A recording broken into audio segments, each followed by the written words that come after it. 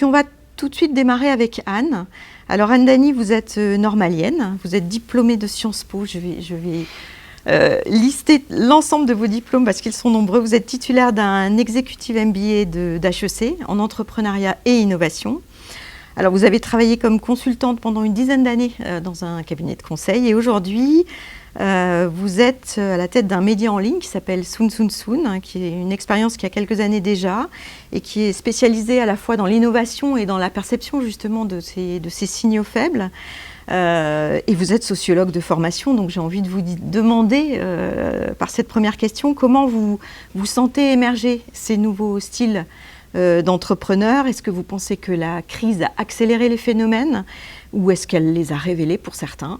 Qu'est-ce que vous pensez de cela ? Bonsoir Béatrice et bonsoir à tous. D'abord, 2 points d'observation pour apporter un éclairage à cette première question.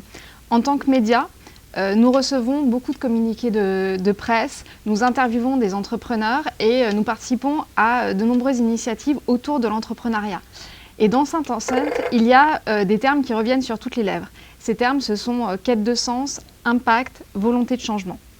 Pour ce qui est de la crise sanitaire, je pense qu'on a tous entendu des pétitions de principe autour des nouveaux modes de consommation, des nouveaux modes de distribution, des nouveaux modes de production.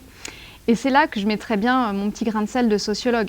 Parce qu'en réalité, la question du nouveau en sciences sociales, elle est classique.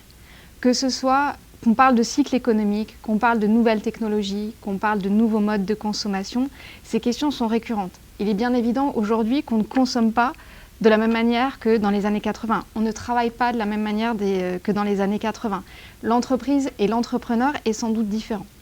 Mais ce qui est nouveau, peut-être, et c'est là le changement, c'est que la question du nouveau, elle est en train de sortir des manuels de sciences sociales, des théories du management pour intervenir sur le plan véritablement sociétal. Et là, je retiendrai notamment de cette première crise du Covid et du confinement, l'émergence dans le débat public de la question de la valeur. En fait, on a les mots qui sont, par exemple, essentiels et non essentiels, ou la valeur de certaines professions autour du care, autour de la propreté, autour de certains services publics ou de certains métiers de la distribution, qui est arrivée sur le devant de la scène et de manière assez prégnante. Mais ce qu'on peut voir derrière, ce qu'on peut essayer de comprendre, c'est que les frontières sont en train de bouger. C'est-à-dire des frontières autrefois étanches entre le salarié, le consommateur, l'entreprise ou l'entrepreneur sont aujourd'hui beaucoup plus poreuses. Et je vous propose d'essayer de décrypter ces évolutions. Si l'on commence par le salarié, je reviendrai bien sur une notion qui a fait florès et qui est beaucoup revenue récemment, qui est la notion de bullshit job. Cette notion, elle est arrivée sur la scène publique parce que son fondateur, son inventeur, David Graeber, est mort récemment, mais parce que beaucoup de gens se la sont appropriée. Derrière la notion de bullshit job, au départ, il y a une blague. C'est-à-dire David Graeber, c'est un universitaire britannique d'une école très sérieuse, mais c'est aussi un activiste altermondialiste. Et un jour, il y a un quotidien qui est venu le voir en disant « Est-ce que vous n'avez pas un article un peu poil à gratter ?» Et lui, il s'est dit « Si, moi je vais écrire sur les bullshit jobs. » Les bullshit jobs, il le définit grosso modo avec 2 notions, en disant que d'une part, ce sont des métiers ou des emplois que leurs propres titulaires jugent comme inutiles à la société, et d'autre part, des métiers qu'on pourrait supprimer sans que ça affecte la marche du monde. Voilà, parce qu'ils ne servent à rien. Ils ne servent à rien. Alors il prend des exemples, il est assez drôle, et il dit « Tueur pour la mafia, ce n'est pas un bullshit job. » Parce que tueur pour la mafia, si vous le supprimez, pour le coup, il y a quelqu'un qui ne sera pas supprimé, et donc quelque part, il y a une certaine utilité. En revanche, en bon anglo-saxon, il s'en prend à certains métiers. Alors les fiscalistes, certains avocats ou certaines professions comptables en prennent pour leur grade. Il dit « Ceux-là, ils ont bien conscience intrinsèquement que leur métier ne sert à rien. » Mais derrière la polémique et le côté un peu trublion de l'universitaire, il y a une vraie question, c'est celle de la valeur et de l'utilité perçue par le salarié de son travail. Un jugement qui est normatif et qui pose la question de l'individu et de la place de l'individu dans l'entreprise et dans la société. Et ce qui a été un vrai détonateur, c'est qu'après cet article qu'il avait écrit un petit peu comme ça au doigt mouillé en tant qu'analyste, il y a une large enquête qui a été menée au Royaume-Uni. Et de cette enquête, il est ressorti que 40% des salariés britanniques considéraient qu'ils occupaient un bullshit job. Alors ce terme, c'est énorme, on est dans une logique de prophétie autoréalisatrice ou voire de fonction performative du langage. En France, on n'est pas dans les mêmes proportions, je vous rassure, Mais une enquête plus récente a montré qu'il y avait 78% des salariés qui considéraient que leur travail était utile à l'entreprise. Bon, 70% c'est super bien, mais en même temps ça fait quand même 22%, soit près d'un salarié sur 5, qui considère que lui-même n'est pas forcément utile à la société. Mais quelque part, au-delà des chiffres et des statistiques qui valent ce qu'elles valent, il me semble qu'on est en train de sortir d'un modèle fordiste de société. Henry Ford, il avait inventé un modèle qui fonctionnait hyper bien au début du XXe siècle, qui consistait à dire « je paye bien mes salariés, ils travaillent bien à l'usine, quand ils sortent, ils peuvent s'acheter la voiture, la Ford T qu'ils ont contribué à produire ». Et c'est une vision très séquentielle. Je suis d'abord salarié et après je suis consommateur. Aujourd'hui, on voit qu'il y a des frontières qui sont en train de disparaître et de se transformer. Et après avoir fait un petit tour par l'Angleterre, par les États-Unis, on va au Japon pour essayer d'éclairer davantage la question. Et au Japon, on trouve la notion qui est la notion de l'ikigai, que vous allez voir apparaître à l'écran. L'ikigai, c'est une vieille notion pour les Japonais, mais qui est revenue sur le devant de la scène avec une autre enquête sur un panel extrêmement large de 60 000 personnes, qui a montré que les gens qui avaient trouvé leur ikigai étaient en meilleure santé. Et l'ikigai, c'est quoi? C'est la capacité à concilier ce que vous aimez faire, ce pourquoi vous êtes doué, et on sait très bien que ce n'est pas forcément équivalent, ce dont le monde a besoin, et on retrouve là la notion d'utilité, et ce pourquoi vous êtes payé votre salaire. C'est un peu le Graal de l'activité. Exactement. Idéale. C'est l'activité idéale.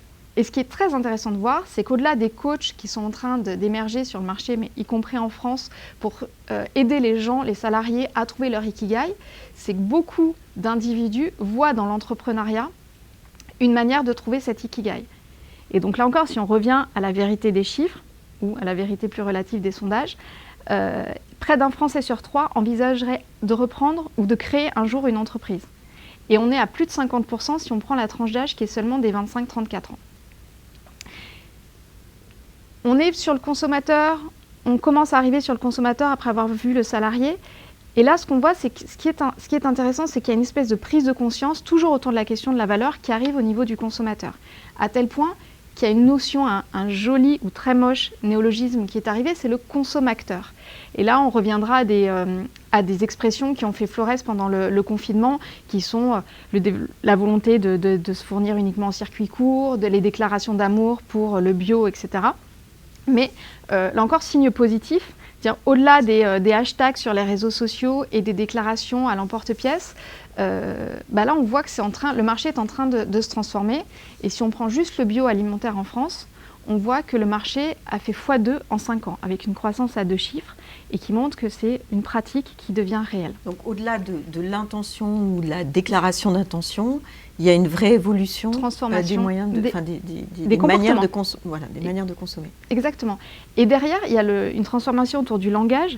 Ce que moi je trouve très intéressant, c'est de voir que certains termes qui étaient propres à l'entreprise sont en train de devenir aujourd'hui des mots qui sont courants pour le consommateur, comme si on passait de l'éthique à l'étiquette très facilement. Le mot chaîne de valeur, le mot sourcing, le mot approvisionnement, le mot recyclabilité sont des termes aujourd'hui qui sont adoptés par le consommateur. Et ce sont vraiment des signaux faibles qui montrent que les tendances sont en train de changer.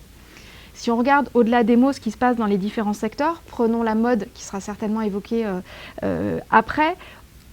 La question des conditions sociales des Ouïghours, qui sont certains sous-traitants en Chine du Made in China pour certains grandes marques textiles, est arrivée sur le devant de la scène. Il y a de plus en plus d'applications qui permettent de noter les marques, et non pas seulement en fonction de la qualité des produits, mais en fonction de la qualité des approvisionnements, de la transparence sur les conditions de transport, de logistique, le traitement des sous-traitants, etc. Vous pouvez aller regarder Moral Score sur un spectre assez large d'activités, ou Clear Fashion sur le domaine de la mode.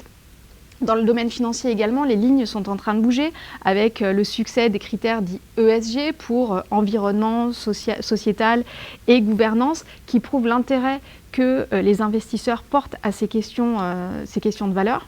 Et enfin, après, on trouve la loi Pacte qui inscrit en droit français la notion d'entreprise à mission, et qui là encore est une autre manière de lire l'intersection entre différentes sphères.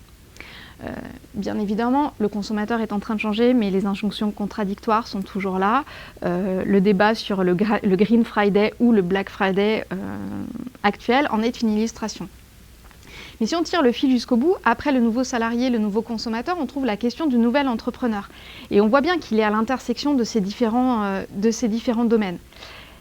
Vous prenez les pages entrepreneurs des Échos, les portraits sont multiples de ces gens, de belles histoires de création d'entreprises à partir d'une passion, que ce soit autour de la recyclabilité, autour du réemploi, autour du Made in France, autour d'un métier passion.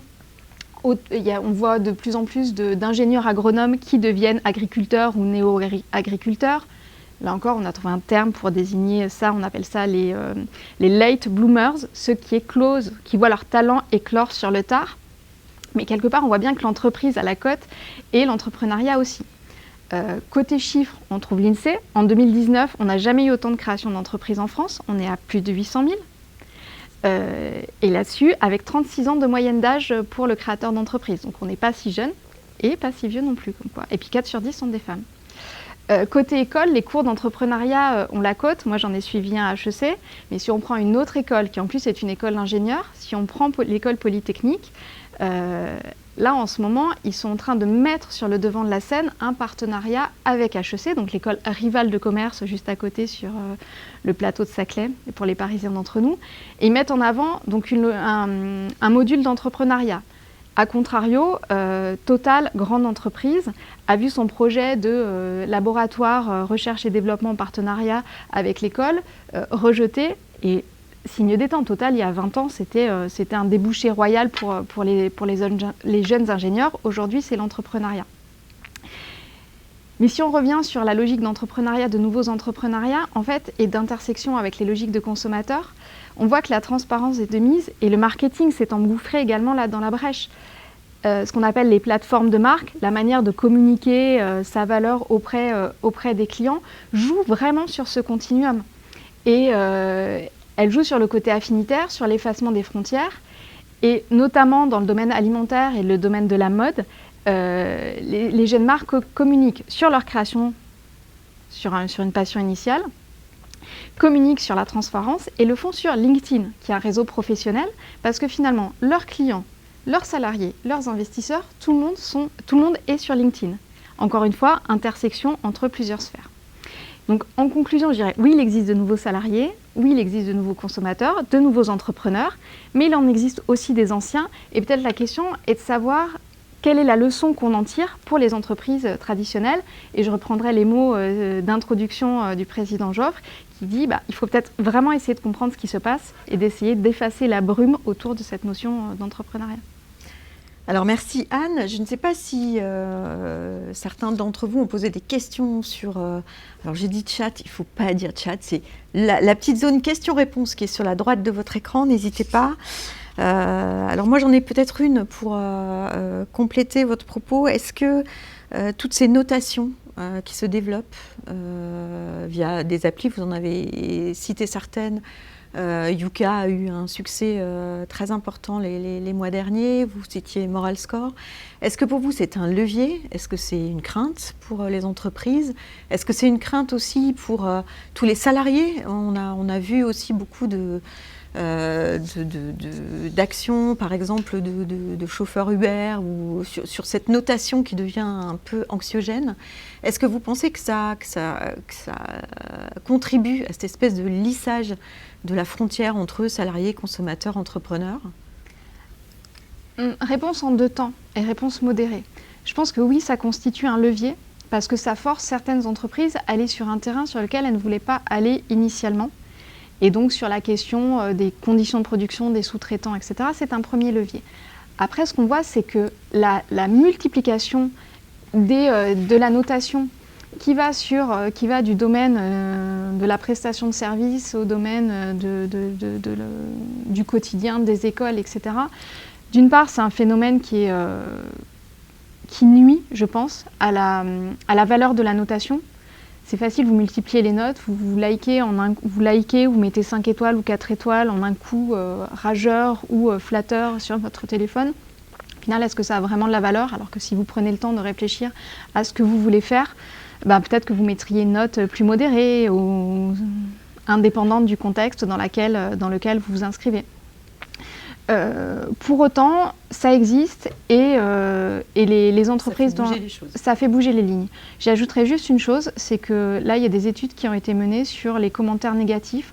En fait, un seul commentaire négatif peut venir nuire à des dizaines de commentaires flatteurs et les gens vont s'attacher et surpondérer ce critère-là. Donc encore une fois, à manier avec précaution pour les noteurs et pour les notés.